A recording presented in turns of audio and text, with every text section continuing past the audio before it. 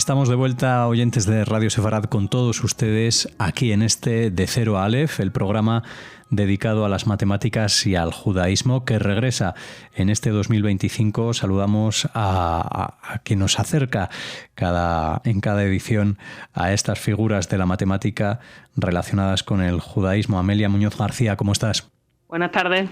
Bueno, Amelia, regresamos, como decía, con este programa que habíamos dejado un poco estancado en estas últimas semanas, así que lo retomamos con fuerza, hablando de dos autores en este caso, y comenzando con el primero del que nos hablas, de Moses Pressburger. Pues sí, en efecto, este hombre es un matemático judío polaco que muere en el Holocausto en algún momento indeterminado, aunque se especula con que fue en 1943. Moses era un joven brillante, inventó la aritmética de Pressburger cuando tan solo era un estudiante, esto es en 1929, y desde 2010 se concede un premio en su nombre a jóvenes científicos que hacen contribuciones excepcionales a la informática teórica. Por comenzar un poco con su infancia, como siempre, pues él va a vivir entre 1904 y 1943 en principio, y nace en el seno de una familia judía en Varsovia, Polonia. Aprueba el equivalente a selectividad de la Escuela de Comercio del Consejo de Comercio y se matricula a partir de ahí en la universidad.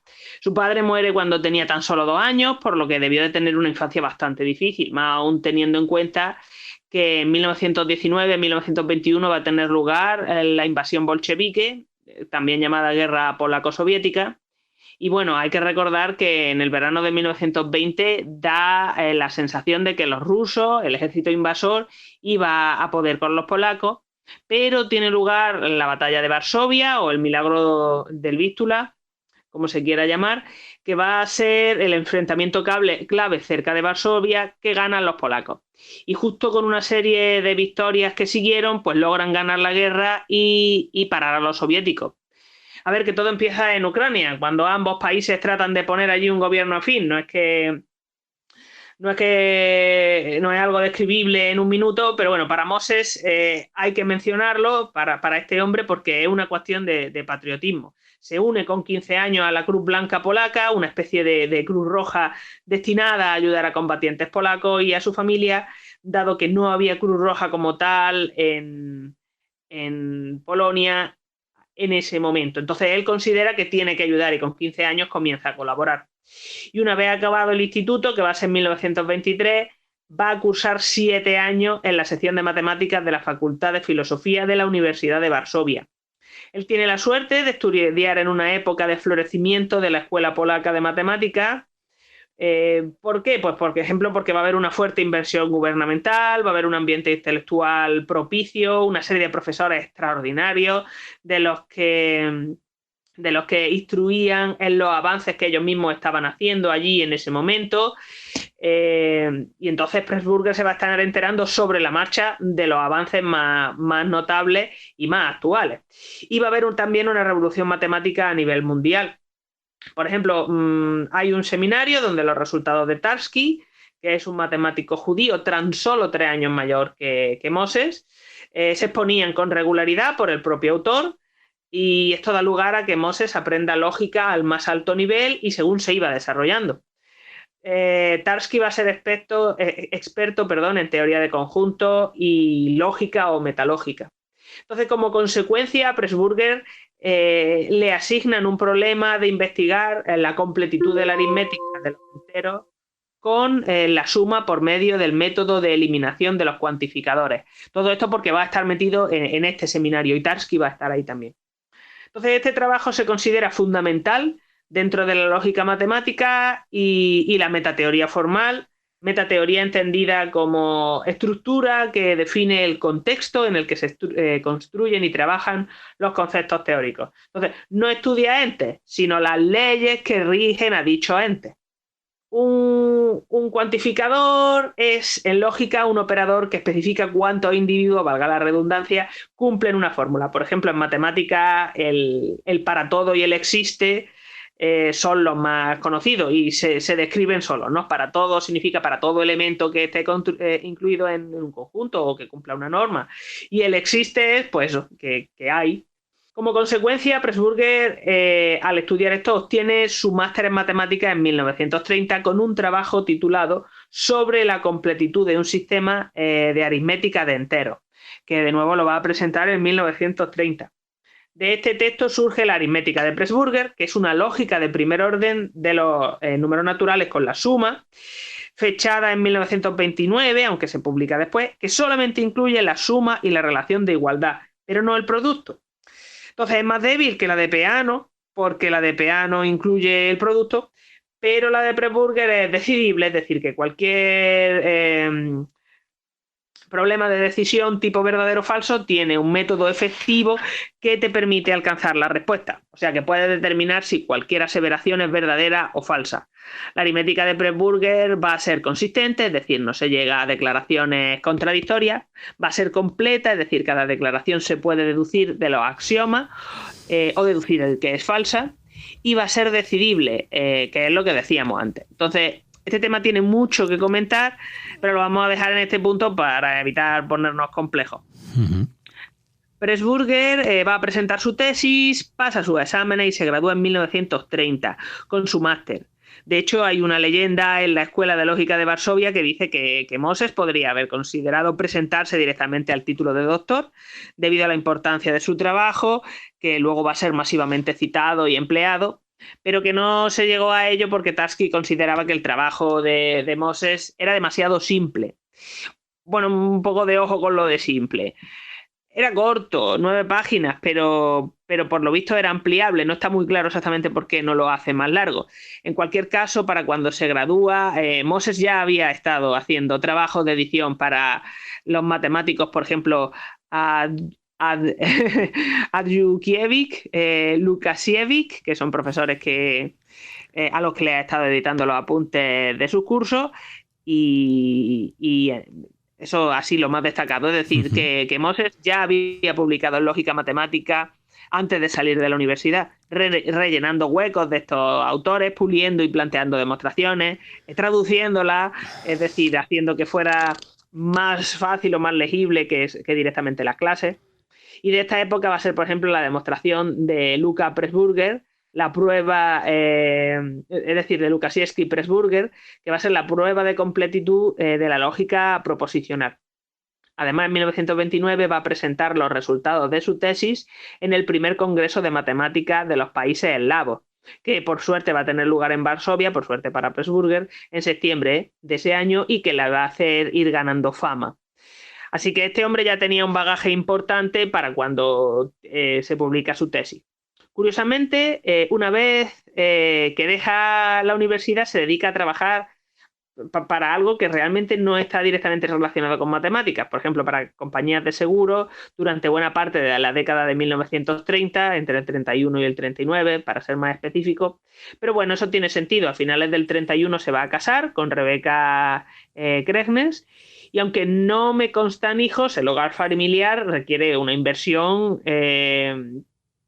que como investigador pues probablemente no pudiera abordar. Publica una serie de artículos sobre cálculo de seguros totalmente alejados de su especialidad, y hasta aquí se sabe de él. Murió en el Holocausto, probablemente en 1943, pero lamentablemente es que ni las fechas concretas se sabe. Como comentábamos al principio, a partir de 2010 se empezó a dar un premio en su nombre por parte de la Asociación Europea de Ciencia Computacional Teórica, con carácter anual, a científicos jóvenes por contribuciones extraordinarias en teoría de ciencia computacional, que no deja de estar relacionada directamente con lo que este hombre estaba haciendo al principio, al estar trabajando en lógica, en axiomática y sobre todo en construcción. Bueno, pues un recuerdo, al fin y al cabo, cada año de esta figura de Moses Pressburger, de la que nos ha hablado Amelia aquí en esta primera parte del programa, de este de Cero a Aleph. Vamos a hacer una pausa y volvemos con el segundo autor.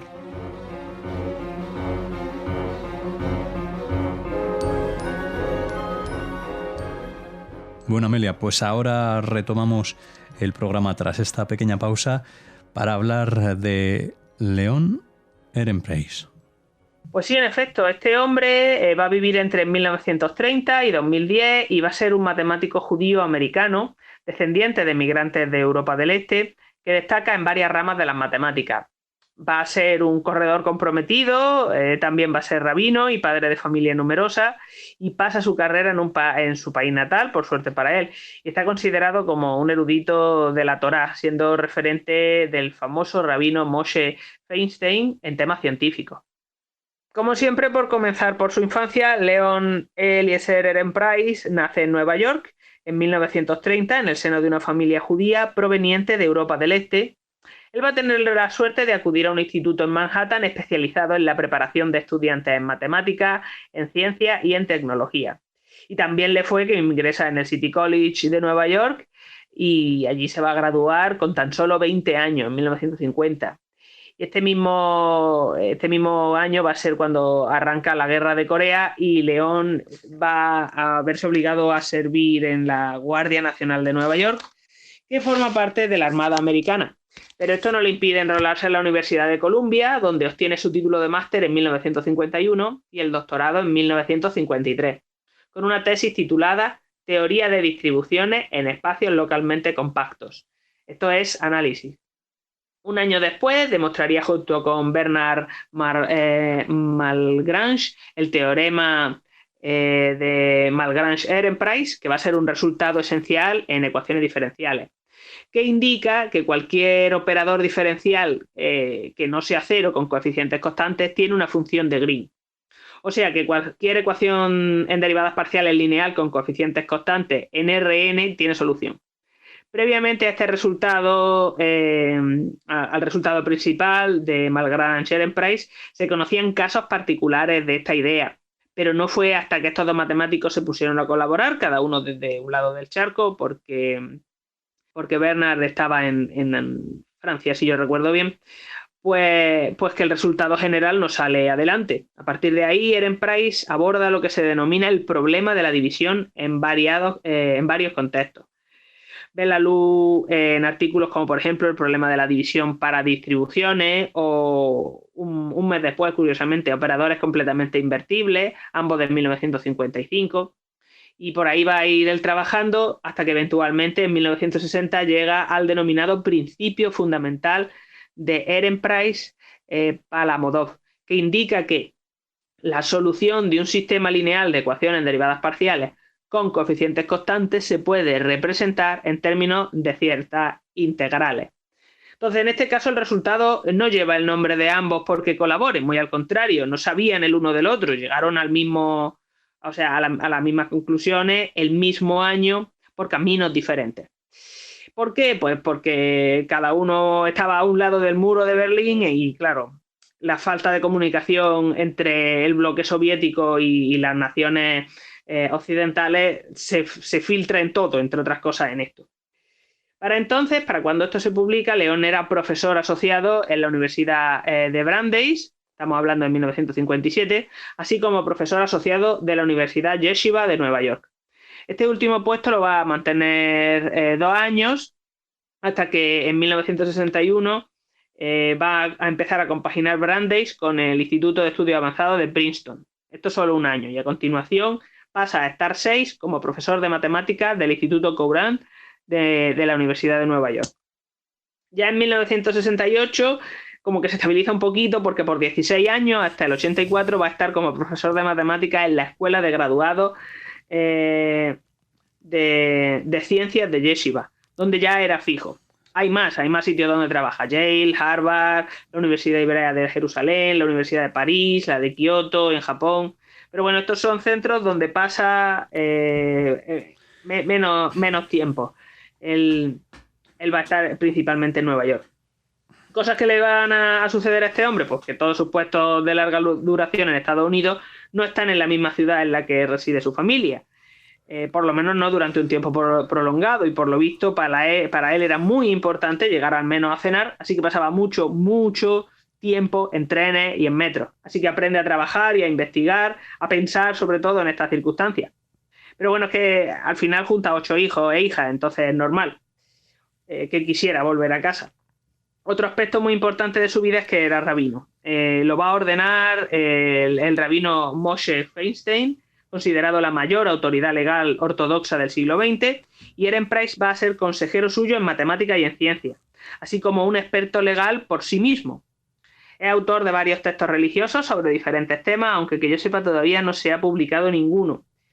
Tras su largo periodo en la Universidad de Yeshiva, León va a aceptar un puesto en la Universidad Temple, en Filadelfia, donde fue profesor durante la friolera de 26 años. No se retira, sencillamente su edad, que va a ser 80 años cuando fallece, puede con él. Tras luchar contra un cáncer de colon, contra la quimio que le debilita mucho, pues le falla el corazón. Pero bueno, eso va a ser al final de su vida. Él era un hombre fuerte que comenzó a correr maratones, específicamente la de Nueva York, pero en general, cuando se convoca por primera vez, que va a ser en 1970, y él ya entonces tenía 40 años, o sea que fíjense que estaba en forma. Y solamente va a parar al cumplir 77, en 2007, se va a apuntar a la última por cuestiones de salud.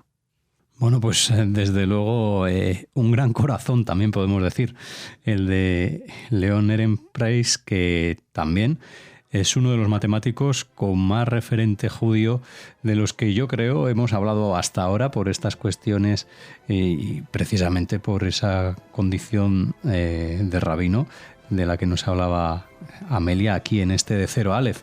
Gracias como siempre a todos los oyentes, gracias Amelia por acercarnos en este caso a dos autores relacionados con el judaísmo y con las matemáticas aquí en De Cero a Aleph, Matemáticas y Judaísmo. Hasta la próxima. Hasta la próxima.